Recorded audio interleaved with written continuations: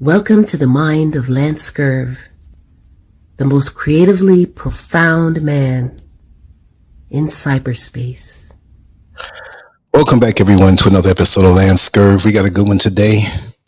I love topics like this.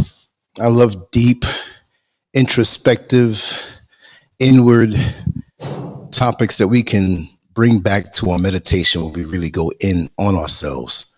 I love it. And although I can be a clown at times, I am a deep thinker. And I love to think about things that most people don't think about. And this topic was brought to my attention about a week ago. A dear friend of mine sent something to me on touch starvation. It could also be called skin hunger and a multitude of other names. And when I watched the video, it wasn't too long, but it hit on points that were very profound. And I was like, wow, I need to talk about this. So, I have other topics that I'm thinking about all week and all the time. Sometimes they get pushed back. Sometimes some come to the forefront. But a lot of things come my way. And I want to thank you all for sending me different videos, different articles, because I eat them up. And it doesn't mean that I'm dismissing anybody if I don't cover that particular topic. I'm one person. I can only do but so much, but I try to do as much as I can. And even setting up for these shows across the different platforms and stuff, it's fun, but it takes time. Because especially this year, I said to myself, I want to take things to another level of professionalism and detail and across the board. And I think you all see the effort and the results that I'm putting in. And there's so much more. It's like January 1st hit and I was ready and prepared from then. And look at us. We're already at the 18th of February. Time flies. There were things I thought I was going to have done halfway through January, but that's okay. Every step is not going to be 1,000 miles. Sometimes it's half a mile. But the main thing is that you move forward. Just want to say, Mr. Bright, welcome. Xavier Bright, Alicia, NFN Shaka. Yes. Wow. Virginia. Let's okay. We got the locations going on. I keep forgetting to ask about that, because when the show is over and people watch it and sometimes they look at the chat room, it's like, wow, that's a place close to where I am. And I love to see the reach, whether it's in the United States or all over the world. But my heart is in the United States. Even though I'm in West Africa, I still try to talk about things on a human level, but things that, we would find interesting because that's the core following is there. I'm not going to turn my back that way. But when just the word touch starvation, before I started to do any research, I'm going to read some things that I collected and put together and stuff. I'm not going to read everything because it's kind of lengthy, but you can read along with me on LANCESCURV.com. You'll see the article right there. But it opened up a whole new door to me understanding people that I knew in the past, people that I know now, people that I really didn't know but observed and couldn't figure out what it was with them. Sometimes I can be a little smart mouth, especially when I was younger. And sometimes I'd say to certain people, say, hey, you didn't get enough hugs when you were a child. That was cruel to say, but when you're young, you're a teenager, I was always witty that way and saying crazy stuff, but there's some truth to that. That's something we need. And it's not just a matter of us in childhood. This is something necessary and mandatory. And I just want to mention also, for those who might just pop in and leave off, I just want to make this point that I'm going to bring up at the end and go in depth, that many of us feel that, how could I put it? I'm keeping it decent today, that men and women who are lusty and they don't understand why, it may not be that they're craving intimacy on that level, right? And it may not be intimacy when you get there. It might be just friction, but it could be touch starvation. It could mean you're not getting enough hugs, and you equate that with you needing the adult connection, the intimate connection, the physical connection on that level. And it's not always where you need that. Some of us are hurt from people. Some of us are healing from being around people. Some of us don't want that. And you can't indulge in satisfying touch starvation with toxic people either. So we have a lot to talk about. So I'm going to read this. And I put this particular paragraph out across. I'm just going to read it just to put it official for anybody who doesn't understand what's going on. We're living in a relentlessly fast-paced and increasingly digital world. The significance of human touch often goes unnoticed until its absence manifests in detrimental ways. Affection deprivation, also known as touch starvation or skin hunger, is a phenomenon characterized by a lack of physical contact that can profoundly impact mental and physical well-being. The impact of touch deprivation. Affection deprivation can lead to increased stress, anxiety, and depression, as well as a decline in overall mental health. Prolonged lack of touch may trigger negative physiological responses, including elevated cortisol levels, heightened heart rate, and suppressed immune function. Studies have shown that positive touch stimulates the release of oxytocin.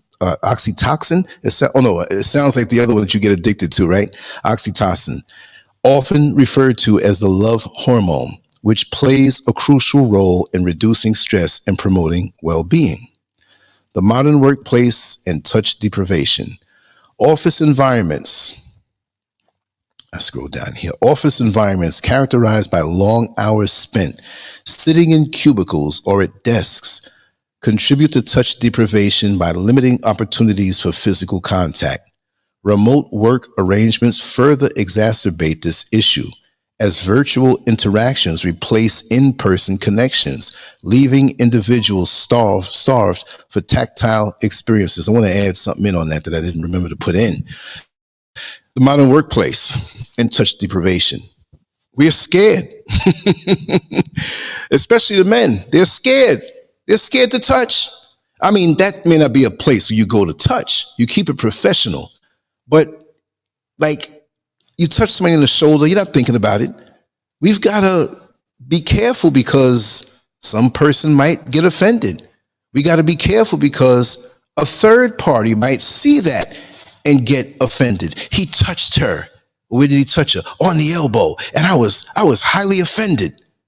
You see how society is now? We have all of these different laws and, the Me Too movement and all of this stuff. And like I say, my movement is the not me movement, because really and truly, I'm not touching anybody. But it's a shame. It's a shame. And on the flip side, I'm going to put it on the men now. Women do little things inappropriate too, but men lots of times try to push the limit when they have other things on their mind. And that is what's messed it up for us. You can be a gentleman and you can touch somebody properly if you have to. You make it a point. You touch them on the shoulder. You touch them on the elbow. You stand a safe distance from them. You make sure that they can see the doorway. I'm talking about a man speaking and communicating with a woman. You step away from being between her and that doorway. Even if the doorway is on the other side of the room, she has to be able to see a straight line. Or you put her between you and that doorway. She can turn around and get out. But you see what's happening with us?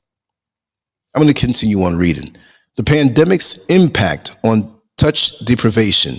Social distancing measures implemented during the global pandemic have intensified feelings of touch starvation, as physical interactions were restricted to prevent the spread of the virus. Isolation, coupled with increased reliance on digital communication, has exacerbated feelings of loneliness and disconnectedness, further fueling the touch deprivation crisis. Look, FaceTime, whatever way you call it on whatever platform you're on, whether you're on your phone and it's Instagram or Facebook or YouTube or whatever, it does not rival having a person in front of you, having that type of communication, whether it's a stranger and you're conducting business, or it's a person that you just love to spend time with, or it's a person who you are intimate with in a committed relationship. It doesn't always have to go there, but you have that status with them. And because of that, you can feel it more in different ways without even touching that person. But just to hear their voice, and I feel, just to go off the beaten path to prove a point, I feel that we can have soul ties with people on different levels. Soul ties, to me, just doesn't mean the physical intimacy that adults do.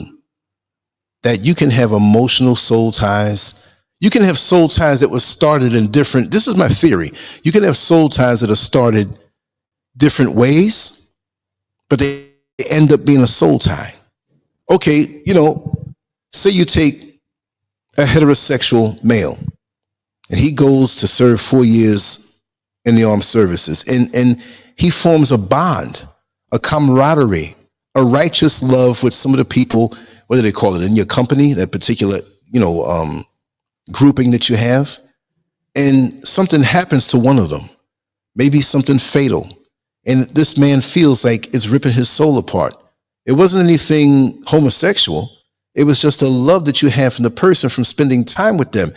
For those who have gone to college and gone away from where they live more so, you depend more on the people that you're in class with. Not everybody, but you will always gravitate toward those who you gravitated toward, because when you first started, it was new.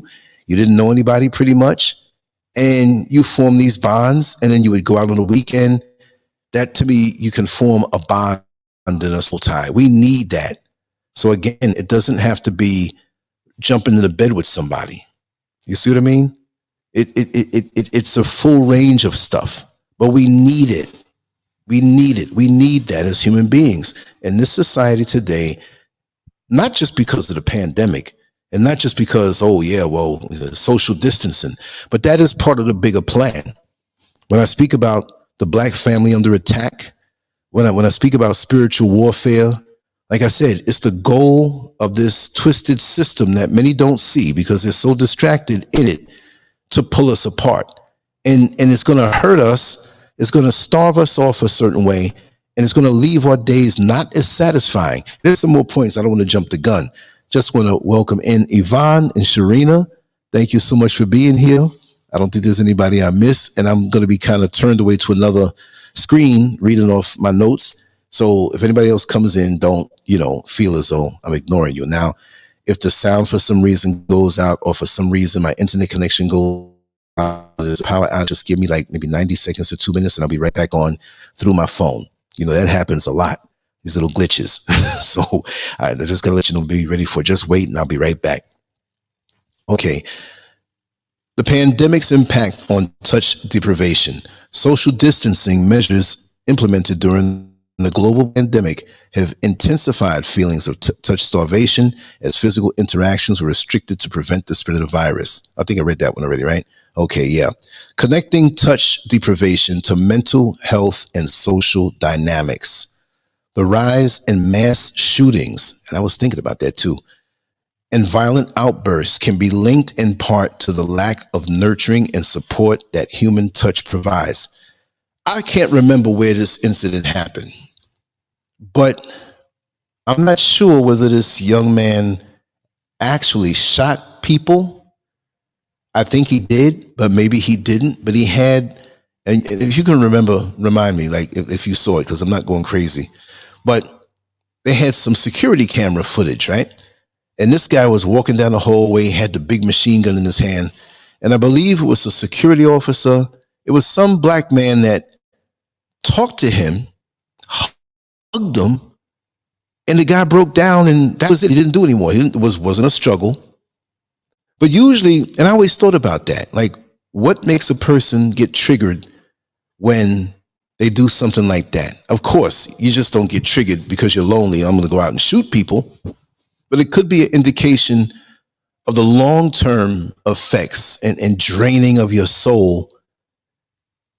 And you see people in shopping malls or nightclubs, these people who do these shootings always seem to gravitate toward places where it appears that people are having fun, because it doesn't always mean that people are having fun because they go to a nightclub. They appear to because they're laughing, they're whatever, but their lives might be tortured also. You know what I mean? But they're handling it by going out like that.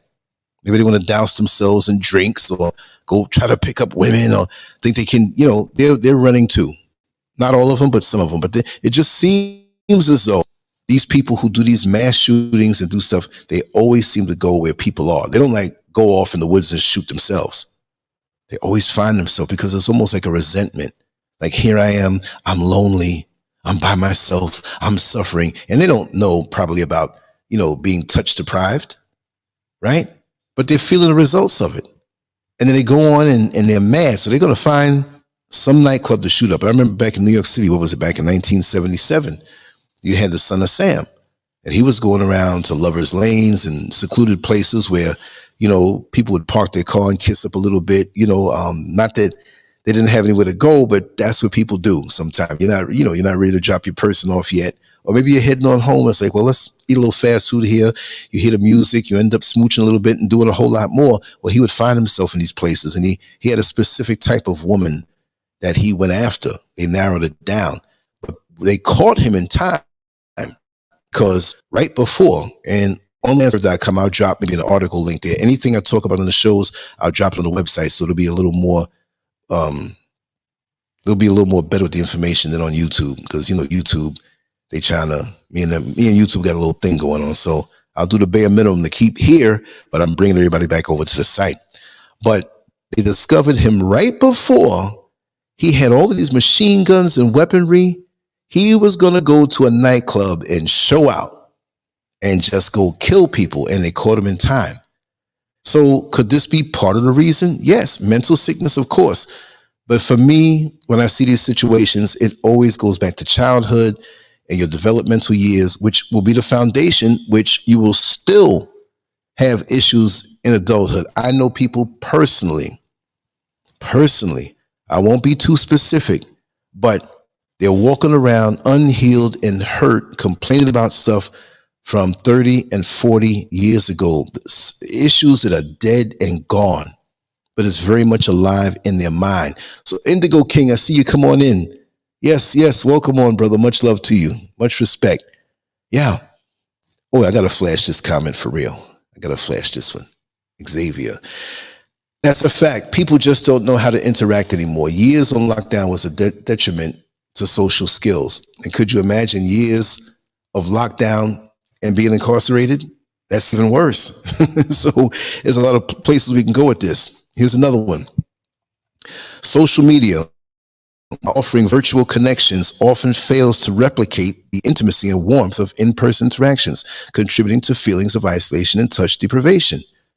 It's like eating junk food where, we here on this platform, we're really, really as close as we can be without being in front of each other, because we know each other, and those who are new, we always welcome them in. Knuckleheads get kicked out.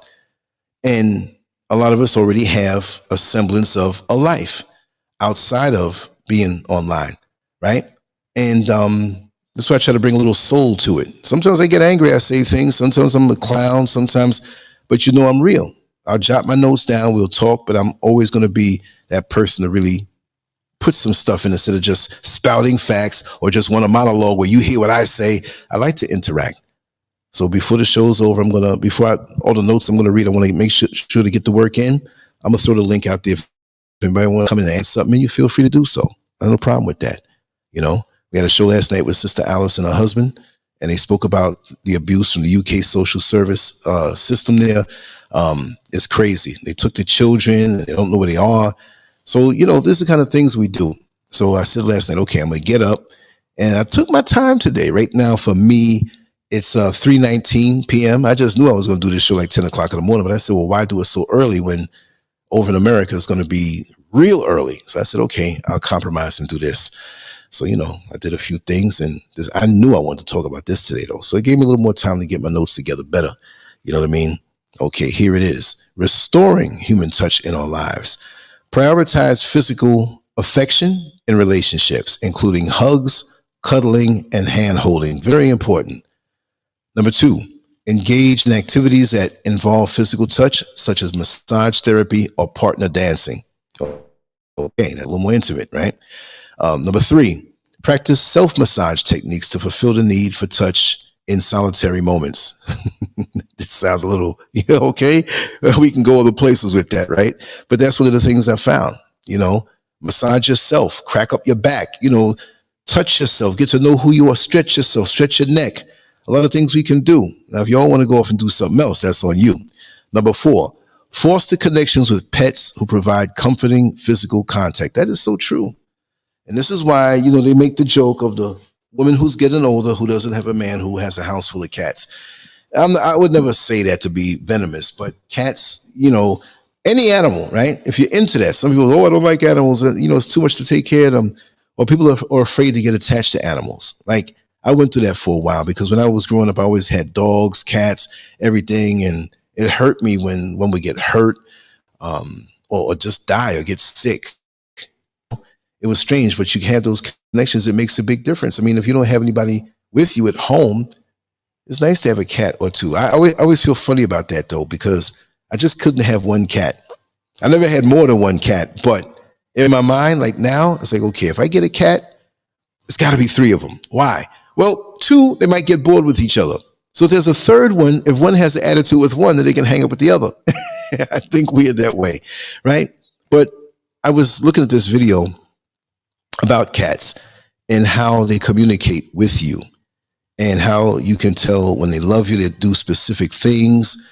It was tight. If I find it, I'll put it on this page on LANCESCURV.com, right? Number 5, communicate openly with loved ones about the importance of physical affection and seek out opportunities for meaningful touch. Well, we're going to have loved ones who just are not into that. They may have been traumatized, and we have to respect people's boundaries because, we just can't run up on somebody and just, I want a hug. I just want to hold your hand. Because explain to them. That's why they say communicate with them, the importance of that, and share this article on LANCESCURV.com. It may give them something to think about. It gives us all something to think about. Number 6, incorporate regular exercise into your routine, as physical activity can help alleviate stress and promote overall well-being. And that's a cure. Well, not a cure-all for everything, but that's the thing that makes you feel better in every aspect of life, no matter what you're doing. That has to be done, especially as you get older. It doesn't mean you have to go in the gym or get up in the morning and break a couple of eggs in a glass and you hear the Rocky music and you're hitting beef and, it doesn't mean you go too crazy that way, because I've observed people in gyms when I used to go and work out many decades ago who were there all the time. And it really wasn't fitness that they were going for. They were lonely. When you try to overemphasize one category, one area of your life to make up for the other, and maybe not. Maybe you could just be doing that for that particular time. People sometimes get mistaken being workaholics, but they might be taking the next 6 months to get that down payment, to get a little bit more to get to the down payment for the house that they want to build. But if you don't know that, they got problems because they're workaholics. They're always over here. So we have to break down things and look and be careful before I won't say judge, but assess a certain person's situation, right? Number 7, participate in activities that promote community bonding, such as volunteering or joining clubs or sports teams. That will help to belong to something, to belong to a part of something. I mean, you have online groups like this one, and I have all kind of ways of us communicating the conference line. And when you want, just say, hey, Lance, I'm going to go over there. You don't even have to ask me. If you got 2 people that are going to go to that number or that link, you can talk. Now, I'm going to put it up publicly. So if you don't want me to do that, just tell me, hey, this is going to be something private. You can hear it, but it's private. And I can make it private too, where we can, because I control all of that, where I can just block it from anybody else coming in. So those are ways. If you feel really down, you say, hey, I want to talk to somebody. Let's set up something where I can do that. I'll do that for you. I don't want to hear anybody here suffering so bad from something, but it doesn't have to be public information. And after it's done, it's private. You can have the MP3 and I'll destroy it. You know what I mean? Like, you can hear over what others say. So it's just not a matter of doing shows for me. It's the interaction, but it's got to be respectful. It's got to be considerate. The gossip and the backstabbing, that we left that in 2023, right? Number 8, limit screen time and prioritize face-to-face interactions whenever possible. Yeah, you prioritize that. But if you don't have it at all, you're going to have to do the face-to-face, the screen time. That helps a whole lot. It really does. When you have an old friend on there, you're laughing, you're talking, you're telling some old jokes, it takes you away, as opposed to the endless scrolling and looking what's going on out in the world, when the answer really is on the inside, and to have those real meaningful relationships. And you can start one. This whole thing with the cyber, oh, I did a show on that. What do they call it now? I mean, you're looking for an artificial, an AI mate to talk to, an AI lover to talk to.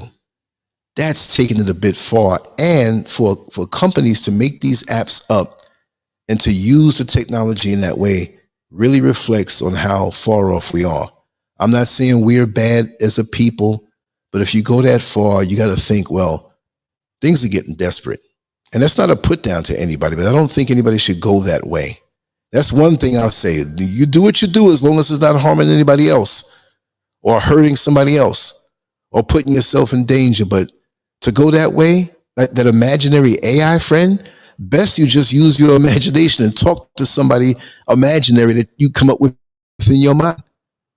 Because that thing you can look, let me tell you something. You're going to see some crazy things from this AI cybermate type thing. I forgot what they call it, but you're going to see some crazy things because you see that AI learns your algorithm, what you like, what you don't like. And you tell this thing everything about you and it adds on stuff. Chances are, if they like this, and they engage you in conversation, they know where to go to in the conversation, and you're connecting yourself to something that is not real. There's no soul there. There's no vibration. You can't get a soul tie with this thing. Not that you're looking to get soul ties with people, but at least a connection. So how's that going to work out? Really and truly, how does that work? And then you forget that this thing is not real. And then you can get emotionally attached. And the next thing is, not to get off, but I have to talk about this because we're all, not all of us, but to some level, all of us have experienced the lack of, not love, whatever. We know our folks love us, but we may be somewhere, not on a vacation, a business trip, or somewhere else for a time, you know, and we feel the lack of that. We know we're loved, but we need to touch. So with those whorehouses in Toronto, I did a story on that. We did a video on that. That's not real. So what happens when technology gets so good that it can infuse a silicone body that looks just like something so real, that can talk back to you, that can be all that you want on an intimate level and on other levels? And this thing, they can probably make it walk around. People are going to be, who have money, they're going to be buying their perfect mate. Imagine that. That's coming. I always like to say things ahead of time.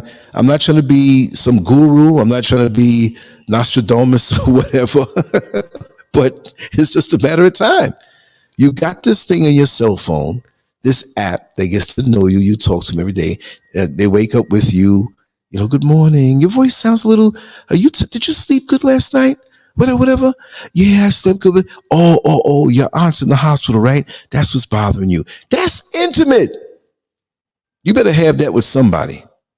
But a lot of us have been hurt. And so we put up the barriers. And so we just say, you know what? I don't want to be bothered with the world at all. And I can understand that because, you know, if you're like me, you've been screwed over, lied on, you know, cheated on or whatever.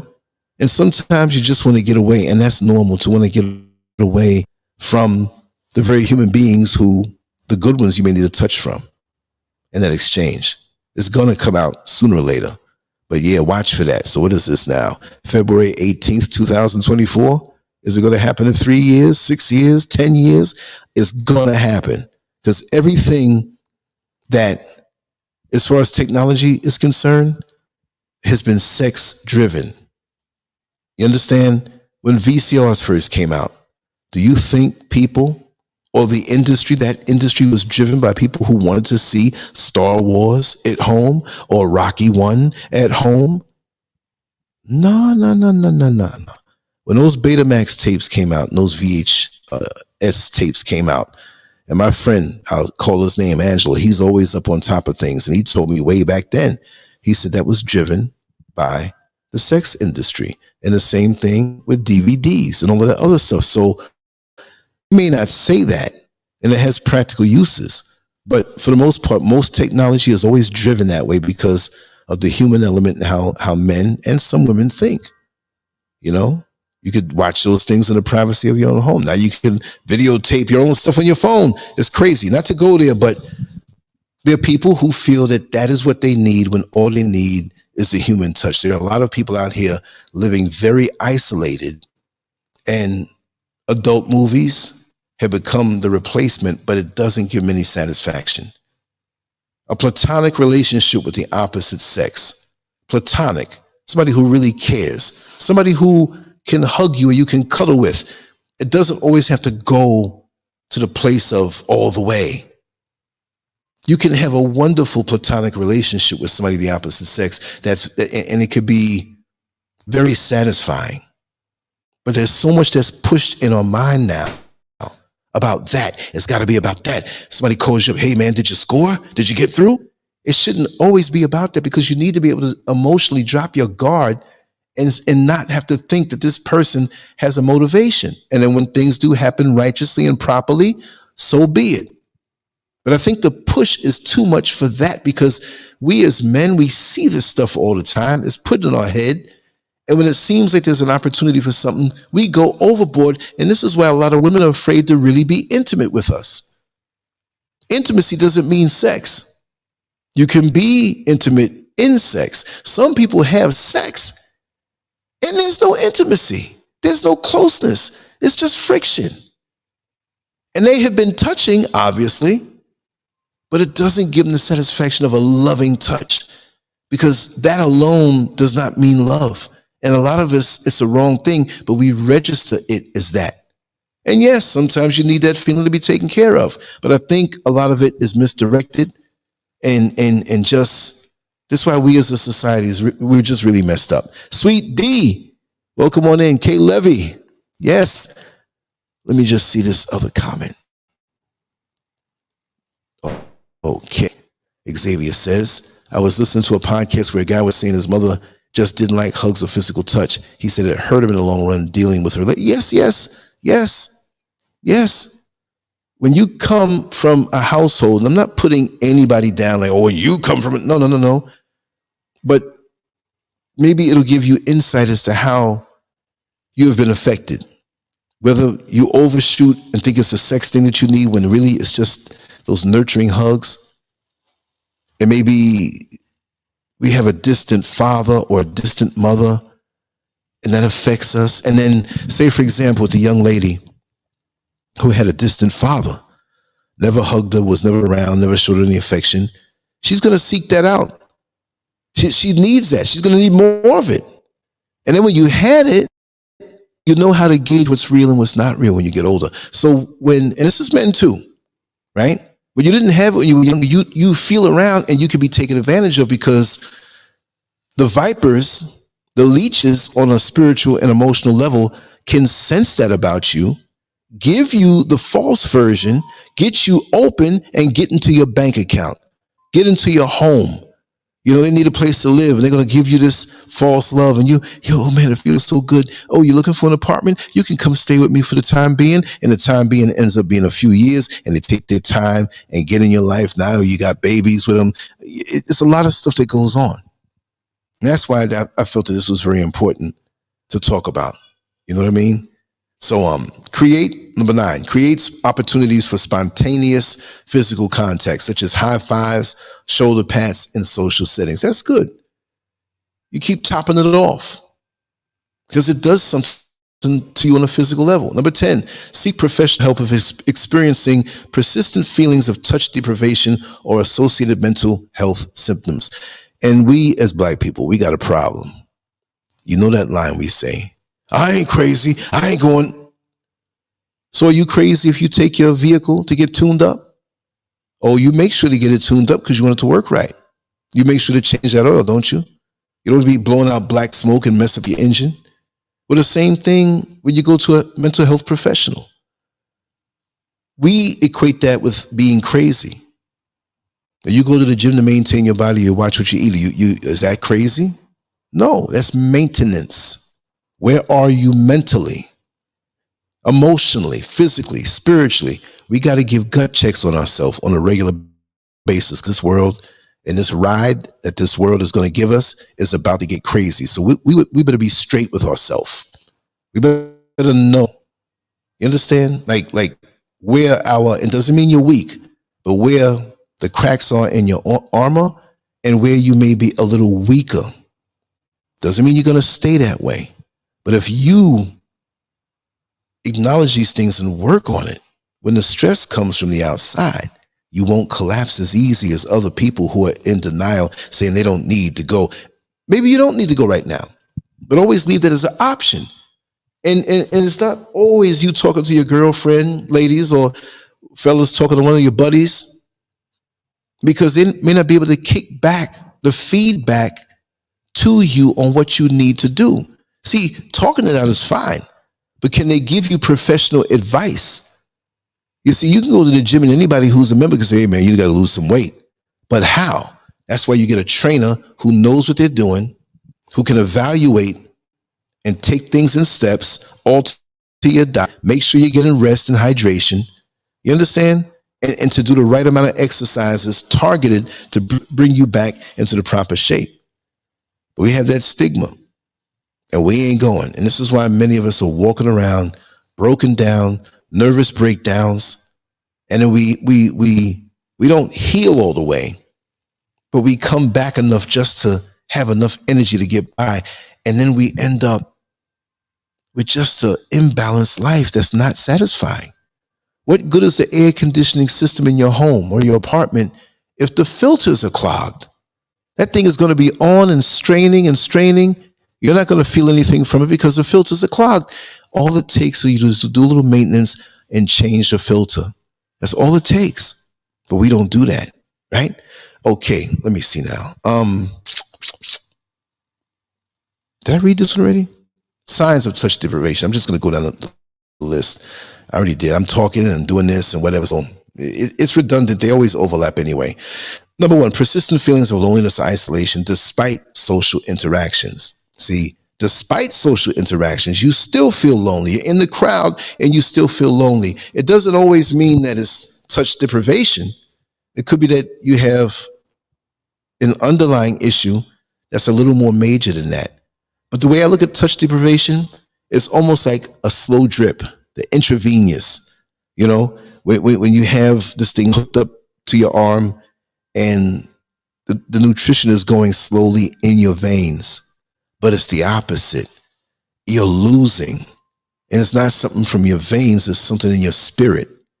And as you go through, even if you have a major underlying issue, you still have that slow drain coming out of you, even when people are around you that you're not connecting with. And it's not to connect with everybody, because I can go into a social setting or I'm invited somewhere to be with people that act nice and I'll act nice back with them. But I can pick up the devious things. I can pick up how things can be false. I can spot the real ones. And sometimes like, okay, I'll say to myself, I'm going to be here for another hour and I'm bouncing. You know what I mean? Because you got the push and pull going on. Not that every group is going to be perfect. And it may not be them. It may be where their nice presence at that particular gathering is wonderful, but you got your own slow drip of a drain going on and you're not at full strength to be able to deal with them. You ever go somewhere where you're not looking to party, but you go somewhere because you're invited or you made a prior promise to go somewhere and someone in your inner circle transitions, but you promised to go? And it may not be somebody in your super inner circle where you just can't go. It might be somebody close enough to really affect you, but not enough where you're the one who has to deal with funeral arrangements. You understand? And so you go there and you're still shocked. And people are talking nice with you and you're acting nice, but you're a little distant. And people start asking, like, is that guy okay? Is she okay? Because your mind is a bit not there. And that's understandable. But when I say those little checkups, check up on yourself. Don't become unraveled and don't know how, don't know why. Like there's certain days I'm like, I'm not going out today. I don't want to be bothered with people out there. I don't want to be bothered with these spirits out there, who are trying to hustle you, or not that I see the world as a negative place, but you're definitely going to get touched by those people when you go out in public. If you have to go out and make runs for the whole day, sometimes I'm sensitive. I don't want to go out. I don't want to be bothered with it, and you're being fair to yourself to say that. Some days, and I'm not a weak person, but I know how to preserve myself, to keep myself strong. I'm not going to put myself in a position where I weaken, you see, but understand that other people may be going through this whole touch deprivation and they react in different ways. Okay. Number 2, increased stress, anxiety, or depression without an identifiable cause. Number 3, difficulty sleeping or frequent fatigue. Your mind is somewhere else. You feel that drain, because that's like spiritual and emotional nutrition. The touch, the hug, the being close to somebody. When you lean in and you're really close, maybe not romantic, but somebody is having an intimate conversation with you and they're really interested in what you have to say. Because when you're going through that, when you're talking to somebody who really doesn't want to be bothered, you can feel it. And you're talking. And they're like, Oh, what'd you say again? Oh, hold on 1 second. Hey, Harry, I want to, and they always, and you realize they're not even listening to you. You see what I mean? So it's very important. That's why you got to communicate with people who won't do that to you, because some people do that to you on purpose. They want to dismiss you. And we have the envious haters out there. And when you're going through this whole thing, you don't want to get the touch from them, whether it's a physical touch on the hand or being intimate in a conversation with them or opening yourself up. You don't want that. Just discard of that, because they're there sometimes just to do that and keep you in that drained place. Number 4, seeking out substitutes for human touch, such as extended baths or excessive masturbation. Well, that's indicative. The excessive masturbation, which usually accompanies with porn, and it's a false intimacy, and you get let down afterward. Your body feels good. You get the orgasm. We're talking real here, but there was no human touch. Oh yeah, there was human touch. It was your own, whatever, but your mind is all over the place. It's not the same energy. She's going out. You've lost. You see what I mean? And I've talked about that too on a spiritual level. You don't know what else is in that room with you when you're doing that. So there's something possibly sucking from you. Yes, pun intended. To keep you going back there, to use the fact that you just lack in human touch to pull you into some other addiction. Because see, the negative forces that we can't see in the world, they're assigned to us and they observe us. They're designated to bring us down.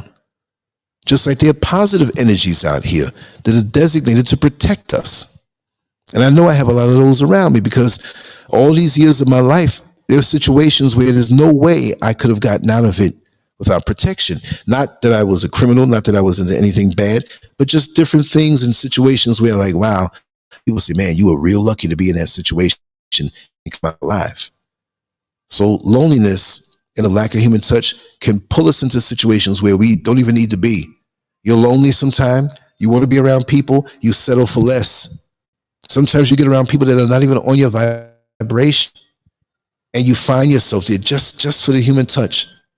And deep down inside, you feel like you're shortchanging yourself. You know you shouldn't be around these people, but you go anyway because, I was a little lonely. It's better than me being up in the apartment by myself. I'll just go out here. And when you're on full blast that you would not be around these people. Not to put people down. You want to get around the people who are going to bring you up. If they're not available, don't settle for less. 5, craving physical contact but feeling uncomfortable initiating it. Well, that goes with our personality. A lot of us are shy or not as eager, or we are afraid of rejection. If that's the case, admit it. Say, listen, I've been having a rough few weeks. I've been a little lonely. I really need a hug. It would do me good. And you know what? Maybe that other person feels the same way and didn't want to crack the ice or break the ice. And they feel that way. I mean, you see people at the airport they're all about to leave, unless they're all like totally dysfunctional. They have some kind of exchange of physical touch. And you look for that when you, I'm gonna tell you, when you start dating somebody or get close to them, where you consider them to be a little closer to you in your life, where you elevate them, you know, technically it's supposed to be about dating, courting, engagement, and then marriage. That's where it's supposed to be. Sometimes we date for one night and want to go get married like the next week, and you're jumping and you're missing, right? But when you see these people at the airport, they hug, they embrace. You dated somebody new and you see that their family doesn't show the human touch. Not that every time, listen, my Puerto Rican family out there, I'm not making fun of you, but you know, in that category, and maybe a different island, different place in South America, if one of them says, I'm going to the corner store and I'll be back in 5 minutes, they hug and kiss like they're going to be gone from each other for 10 years. And y'all know I'm not lying. I grew up in New York City around a lot of Puerto Ricans. A lot of Puerto Ricans, my good friends. I talk to them all the time. And realistically, that's the way it is. Not that we don't do that, but they are known for the, you know, come here, Poppy. Mwah, mwah. Good to see you. Wait a second. I just came back from the store. I left 5 minutes ago. We need more of that. Because the way it is in the Black community, especially, the way we're trained and groomed by social media, things are put out there and we follow it and believe it as though it's reality. The Black woman doesn't like the Black man. The Black man doesn't like the Black woman. Passport brothers leaving the country to go to be with other Black women or other women of other races and leaving the Black woman behind. We need each other, y'all. What is all this? Is this true? Or are we being duped? And we talk about, well, Elon Musk wants to put this chip in a person's brain. They'll never put it in my brain. They don't need a chip to put in your brain. If we keep absorbing what they put out there, they will guide us into the trap of destruction. You got a bird that you're trying to catch. Let's see, a little crumbs, little pieces of bread or whatever. And you got a little cage, probably, let's say about 50 feet away. And you drop the crumbs 50 feet away. But at first, you put the crumb like a crumb or two of bread 2 feet apart from each other.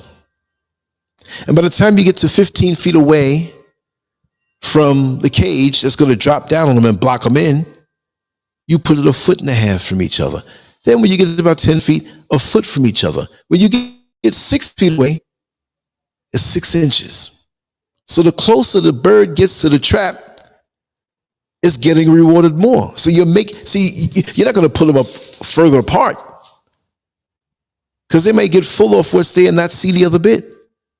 So now by the time it's in front of the cage, you're making it so comfortable in front of the cage that every inch there's a bit of crumb. So they're in front of the cage.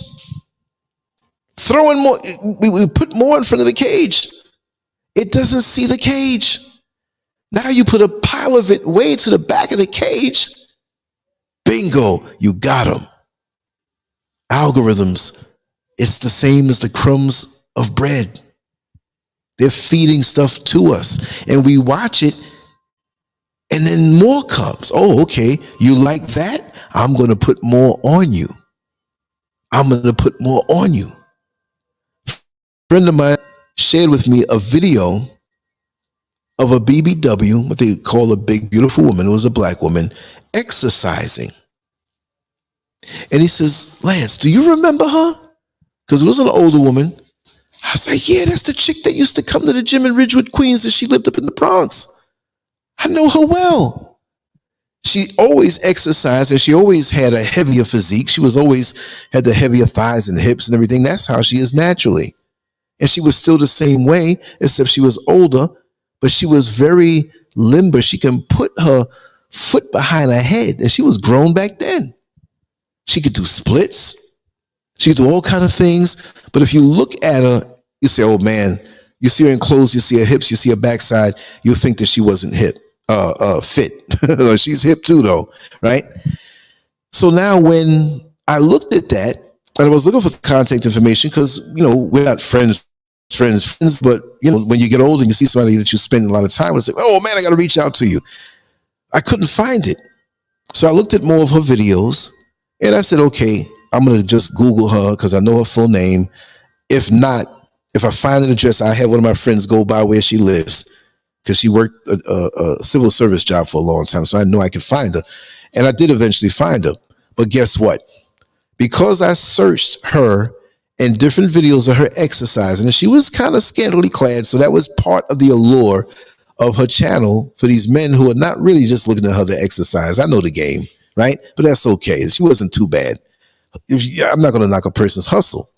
But when I went back on YouTube, I saw 4 or 5 different channels in that same category suggested to me. You see, it was like the bread to get me in the cage, close the cage on me. That's how this thing works, you see. So with us and our lack of touch and touch starve and skin hunger, all the different things they call it, these algorithms can pick up on what we look at. And if we look at it a lot, whatever it may be, it's going to give you more. And it's very influential on our minds while we are separated. How do we know that black women despise black men and don't like them and think, look, we know some. But if we treat our sisters properly and understand that they may have been wounded and take time with them, everything's going to be all right. And if our sisters understand what we have to go through, not everybody now, because we got some straight bums out here, okay? We do. I'm not going to give a brother a pass just because he happens to be black, right? But we have enough sense to discern how far to go and when to let people go. There are a lot of good people out here. And I know half of them in this chat room right now listening to this show. We got to really not be led the way that we're being led, because we're being led right into the cage of destruction while we're hurting and while we need each other. Because I often think also, like, what happened to the good old days? Let me tell you something. The good old days are right now. If we're all walking around wondering about it, and we see the YouTube videos of all the songs and different things that we like, that we have good memories with it, why can't we create those memories now? We can do it. But something has inserted itself into our mind. Hence, us being touch deprived, right? I went all around the world. Nah, yeah. Let me come on back, right? Okay, did I say this one already? Avoidance of social situations, withdrawal from interpersonal relationships. Yeah, a lot of us will withdraw from that because a lot of us don't want to be hurt. And it's the hurt that we feel that makes us pull away from the very thing that we need. If somebody hurts you, you're not going to go back to them. But be careful who you open up to. These days, it just seems like there's a little more evil in this. You know, relationships are transactional. Well, if you want this, you got to pay me for that. Or what you going to do for me? What happened to all of us just putting a little money in our pocket? Not much. And just going out together and laughing and vibing and having a good time, telling jokes. You know, you can joke on me. I joke on myself. If I'm going to get a laugh out of you, not take things so serious. Not know where you're going to go exactly. You may say, hey, you know, we're going to eat this vegan pizza joint right now, but maybe a couple hours we'll hit this restaurant, but we don't know where we're going to go. We're going to go like we used to do, me and my friends. And any of my friends listening, you all know. Let's go to Manhattan. No direction.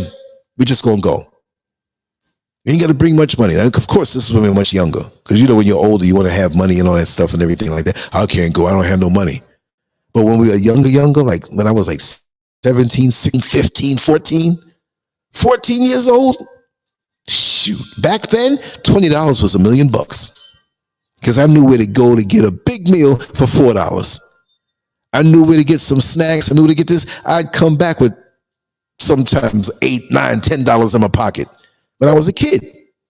And of course, our demands and our tastes and things expand and we want to explore. But it wasn't about the money. It was about that interpersonal relationship. We said things back in those days My grouping of friends, we said things, we made certain jokes. There were certain funny moments that we speak about to this day. And we have amassed so much of that even our FaceTime, especially with me, I'm in Africa. I have to wrestle with the thought of, am I going to see these friends again face to face? I will, creator willing. After I'm finished in completing this task, very soon, I will be traveling. I can't announce it. I don't trust that. I'm not going to pop up on anybody. But when I get there, like, hey, this is where I am. Boom. Some of you all here, I'm going to reach out to you, right? But I'm not going to announce it. I say, here, I'm going to be here for X amount of time, whatever. I'm not going to put videos up of me in America or anywhere else until I'm back home. People can be funny. You know, we have a lot of mentally deranged people. Oh, he's going to be at this restaurant meeting with people. Click, click. I'm going to take care of him. He insulted me 14 years ago in an article. People have different perceptions. You got to be careful. It's still a dangerous world, but it's still a good world. We just have to beckon to the good people. We come out of our shells and we really have the pure good times. Because like I said, you know, I miss certain times in my life, certain sections, and say, wow, I'd love to go back but we can recreate that now. Because what are we going to talk about years from now? Like isolation, social distancing, pandemic? To hell with that. Yeah, there's certain things we might have to be careful in doing with all this crap that they are putting out there. We already know to deal with that. But we can still have the human touch. Still show the warmth. There's still people that I have in my heart that are not with us anymore. And the things that they said to me back in the 70s, back in the 80s, it still warms my heart over. So whatever connections you have, don't settle for the touch with a toxic person. Have the real touch. You see what I mean? The real thing, right? Number 7, heightened sensitivity to tactile stimuli or a longing for physical closeness. Yeah, that's when you know you're touch deprived, when you really long for that. And it hurts when you yearn for it and you see others lightly indulging in it. You see the whole, you know, like when you break up with somebody and you don't have source of the touch on that level, right? You're going to see, don't go to the mall because you're going to see people kissing, holding hands, hugging. And some people don't want to see that after they go through a breakup because they're touch deprived now. It may not be where it's right away where you feel that, but you don't want to put yourself in that position because you're going to feel more deprived. And it doesn't mean it has to be a romantic relationship, right? It can just be, you know, but those things really rub it in your face. Number 8, difficulty forming or maintaining intimate connections with others. Yeah, because you've been deprived for so long. That's like, and not to just pick on a certain race of people, but you know, in America, when you see Indians, Pakistani and Indian, they're usually like some skinny dudes, right? And many may be doing well, but a lot may not have been doing so well. So they're skinny. When they come here, they're skinny to America. You check them out in 2 or 3 months. They still skinny, but they got a basketball belly popping out. You see what I mean? And they're not used to, I'm not saying everybody there, right? But when I'm just talking real. They come here to these all-you-can-eat buffets and things are cheap. Their bodies can't even handle it. They're not putting on weight overall. It's just right in their gut. Don't let them start drinking. So you see this skinny Indian dude with this like gut that just comes right out. Like a snake that ate something so big, much bigger than it, and it's a big lump. Well, that's the way people are emotionally. When they're deprived of that and they have problems. How are you going to digest all of this love and caring and touching when you weren't used to it? You see what I mean? Not to bring it back to sex, but it's the same thing. If you had a long stretch where there was no intimacy, not just physical contact and the mechanics of it and the acrobatics of it, but really opening up and being close to somebody, you got to take your time. So fellas, there's some women out here who haven't been. Take your time with them. Get them used to just walking around a little scantily clad and let that be it. Don't push it. Because to have a re-entry back into that facet of your life, even if it's that, or even, okay, I have friends of mine, I'm 61 in April, right? I was always out there, meaning that no matter what phase of my life, I'm always in touch with what's going on out in the world. I never allowed myself to be boxed in like, okay, I'm this married guy and I'm just gonna go home and whatever. No, the energy. I'm an energy person. I like to give energy. I like to receive it. I want to see what's going on. I'm gonna tell you some jokes. I'm gonna make you feel light. I'm always in touch. But I have some friends that because of getting older, doesn't mean you're old. Like, oh man, Lance, you're lucky you got somebody. You're married. I'm single, but it's hard out here dating. It's hard out here. You don't have anybody, huh? I'm like, listen, I'm not any expert on anything, but I'm going to tell you something. You're doing it to yourself. You keep saying this negative stuff. Just live, give energy. Energy will come back to you. Don't box yourself off. And I tell this particular friend of mine too. I said, if I was single, you can drop me in any city in the world, as long as it's English speaking where I can talk, right?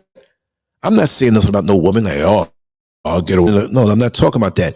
But I will have people around me that I will attract because I'm giving this energy. You see what I mean? That's what it's been for me all my life. Doesn't mean I'm better than anybody else, but that's the secret. Don't sit in the corner. Oh, I can't do this. Yeah, it's because there's other people who feel the same way. I just got off the car. Station with a young lady who lives up in Cape Coast, Ghana. And she knew me from online. And I met her several times on a platonic level. And there are things as a man that I'm going to be around her so people don't rip her off. I'm going to play like I'm her man.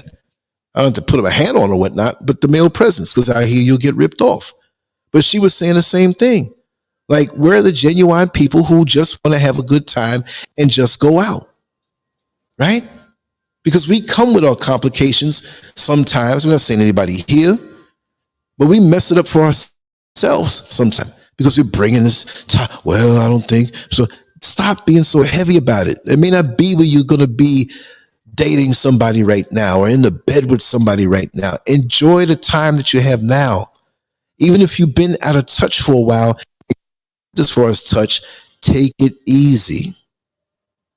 You ever find yourself so hungry? I mean, like real hungry. And I've said this before. You get up, you don't even eat any breakfast because you're like, I gotta get this done real quick. After I finish it, I'll eat something. Then something else pops up. You're like, it's almost lunch. I'll wait till lunch. I'll eat at lunch. And something else comes up. It's just one of those freaky days. And you end up not eating until like 9 o'clock that night.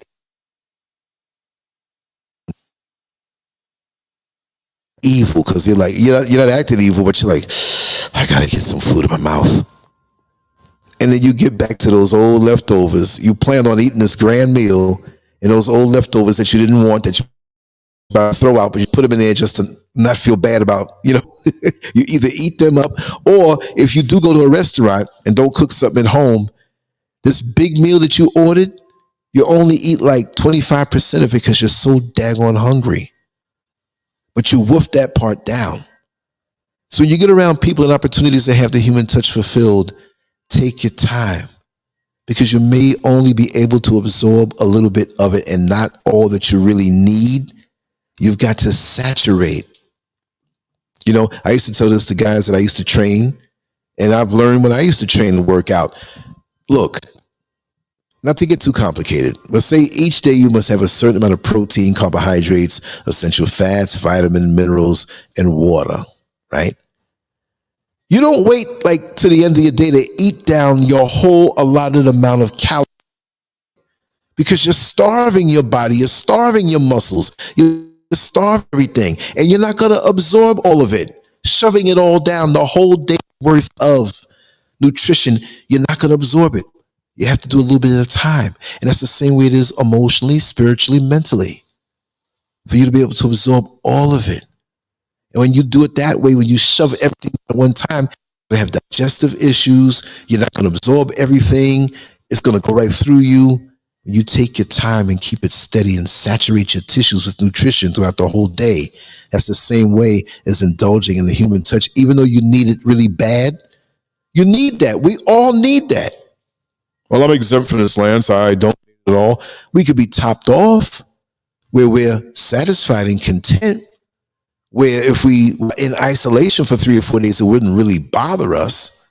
But some of us, again, like we said earlier in my notes, you could be in a room full of people and still feel that deficiency. It's really, really something. And I have so much more to read, but I'm not going to even read all of it. You can see what I wrote and what I have there on LANCESCURV.com, but I have a few more that I want to speak about. Then I'll open the lines and see if anybody wants to join in, you know. Okay, let me see. Number 9, feelings of emptiness or lack of fulfillment in personal relationships. Well, that's like going for a Sunday drive and you don't have enough oil in the engine. You're scraping. You know, everything is rubbing together hot. So if you have those feelings of emptiness, that's an indication that you have, it's a big sign of touch deprivation. And you're thinking something's wrong with you. There's nothing wrong with you. You know, you got to have the energy and the fulfillment entering into being around people in personal relationships. You have to admit to yourself, you know, I mean, there are things that we have to admit to ourselves in this life. Sometimes if we spend too much, as I say, listen, I need to cut back. I'm messing myself up. I can't pay my bills, but I have this impulse spending thing going on. We got to face ourselves, no matter what it is. We'll be a better person for ourselves and we'll be more comfortable in our skin. You see what I mean? Number 10, physical symptoms such as muscle tension or headaches, often associated with chronic stress or anxiety, which can be caused by something else, but that can be just signs of touch deprivation over the long haul. Then it can be a combination of things. You can be walking around touch deprived and a major incident happen or loss of a job, of a loved one, a foreclosure, and you have to get out within certain amount of days. These things, they add on and will push you over the top. Like we said, a lot of people out here, they go want to shoot people up, or they want to shoot their wife, their husband. They want to kill themselves. And usually it's not that bad, but because of the way they feel and the way they see this life, it's really, really bad. Sometimes a hug will make a difference. Just like the guy with the machine gun who either finished shooting up people or about to shoot up people, got that hug from that black security guard who thought to himself, that was a wise man. Maybe he only had an elementary school education. Who knows? Maybe he was a college graduate. Who knows? But he had the sense to know that there's more to it. Like this guy, killer, he wants to shoot. If we react a certain way that's not balanced, it's usually that we're in some kind of pain, and it's been something that's slow burning for a long period of time. Let me tell you something. I was down in the market the other day, and I put some of the footage up. I have more like splintered footage that doesn't make sense, but I'm going to put it up so you can see it anyway. 5 minutes here, 2 minutes there, whatever. And I wanted to get some new, like, rubber slippers, you know, the toes out and everything, to walk around the house. I have different types of shoes designated for certain things, because when I go out in the backyard, it's dirt, it's mud, but I want my feet to breathe, so I have a certain pair of Crocs for that. But that's not the Crocs I'm going to wear when I go down into the city. Of course, I wouldn't wear my shoes back there. So I said, okay, this is just for being in the house after I come out of my Crocs, and this is not going to touch any dirt or anything else, right? So I went down to this lady. She was in the street there. She had a little place, you know, had a gazillion little different types of shoes. I said, listen, the only thing that it has to be black. Don't give me no pink shoes. Don't give me no rainbow shoes. Don't give me nothing, no army fatigue, whatever. I just like to wear black on my feet with stuff like that. She says, okay.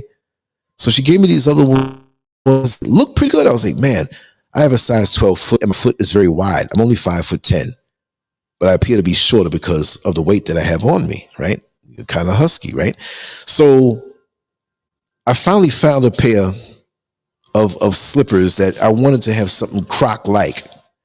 You got all kind of different things out here. So I settled for those. I said, okay, these feel pretty good, but it wasn't really the right size. So I'm walking around doing the chores around the house, going here, and I had those on. And I did go outside real quick. I can step in the dirt over there. It wasn't going to like mess them up. But I didn't realize half of the day, my toes were in pain. Now, it fit just enough, but it could have been a little bigger. But I ignored that just to get a pair of slippers that I wanted to have, made of some rubber material, right? So what I was ignoring all day long, or half of the day until I realized it, that my big toe was rubbing up under the part of the slipper where, it covers your foot. My toes are out. Not only was it rubbing, but it rubbed the flesh off my big toe on both of them, and it was bleeding. It was like pouring blood out, but it was almost like it wasn't infected. But when you're infected and it's not just blood, but it's just like fluid, thick. But it wasn't infected. I was like, oh my God. So I went, washed it out, put some hydrogen peroxide on it. It stung. And I put on my other shoes and I was okay. Now, why am I telling you about my feet? I'm saying this because we can walk around for years, touch deprived. We can walk around for a long time, ignoring the fact that there's some pain and discomfort. You see? We can lie to ourselves. We can do other things to ignore it when we know we got a problem in that one area of our life. Not blaming anybody. I'm just saying that's just what it is. Now, I'm not going to read all. I got a whole lot. Well, it's not so much, but leave a little something for your imagination, and you can go over there. And that's the first posting in this chat room. There's one to join the WhatsApp group that I always put up, but the one that has a link to the actual LANCESCURV.com blog post of this particular show. So everything that I read is right there, and I'll be putting some other things in there that I spoke about. And I'm going to wrap this down, but before I do, I just saw this. Can't have my feet hurt. Wow. Patrina, welcome on in. Viewstar TM. I'm going to put this link out if anybody wants to come in and say anything, and I will soon sign off, but I'll always give you that opportunity unless I'm in a big rush or something, and I will never really want to do a show in a big rush, and we'll do things that are, okay, let me really drop this here. I forgot. I was on a PC, and copy and pasting is different on a Mac as it is. Okay, there it is. Okay, let me hit this. Anybody wants to come on in, you can come on in and say something. I'll just look at some of these. Janet Gaines, haha, I didn't see you. How are you? Brother Landon. Okay, there's a few comments that I missed. Viewstar TM. I'm always like that. I'm always speaking on things that people are like, I thought I was the only one. You know exactly what I'm talking about. Yeah. You get brainwashed. You're right. They know what to keep showing. And I'm quite sure there's some kind of 6 degrees of separation between us. It's always that way. Just like when Gina was on the show yesterday and I mentioned the toy store Uncle Jack that was closed from like the 70s, mid 70s. Saying, I know Uncle Jack. I'm like, whoa, you just never know. There's a link, y'all, if you want to have anything to come on in and say. I'm going to try to do a recording later on. Remember, we have Neil Frazier's show tomorrow, and that's at 3 p.m. Eastern Standard Time, which will be 8 p.m. for me, and so on and so forth over to the East Coast, which I think is going to be West Coast, which is going to be like 12 noon. This planet is big. Time zones. Whoa. Could you imagine? That's what it is. But even if you don't come in, it's okay.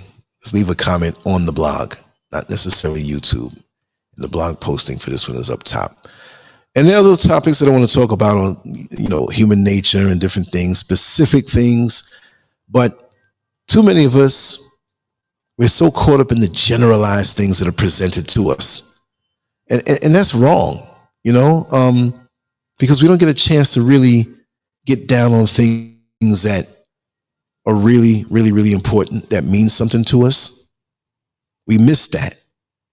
It's like missing maintenance because you're distracted. Maintenance on your vehicle, maintenance on your home. It shouldn't be that way. We should be tuned up and ready. And that's why we need that good meditation time. Just quiet time. And like I always say, find some time to be bored. That's the sweetest time, because it cleans out your filters, your emotional filters. Being bored in this life where there's so many things bombarding our subconscious mind, that's a luxury to be bored. You know what I mean? Not all the time. You don't want to live a boring life, but have some time you say, you know what? I have nothing to do right now. Not that I want to do anything. Just sit there and just zone out.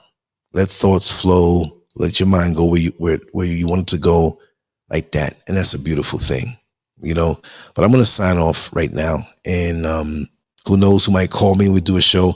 Mr. Political called me. We were supposed to do something a few days ago, but he called me right before the show.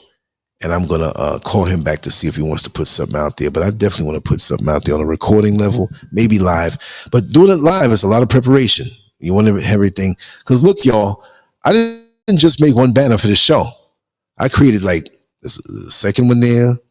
There's a third one there. So when I'm in position, I go crazy. I love it, though. That's the way it's supposed to be, But anyway, I'm going to look at this comment section one more time. I'm going to sign off. All right. So listen, I'm going to head out, and we will have something coming back. But for now, we're going to just leave it at that. And I'm just going to say I'm signing off. Much love to you all. LANCESCURV out. All that good stuff. And peace.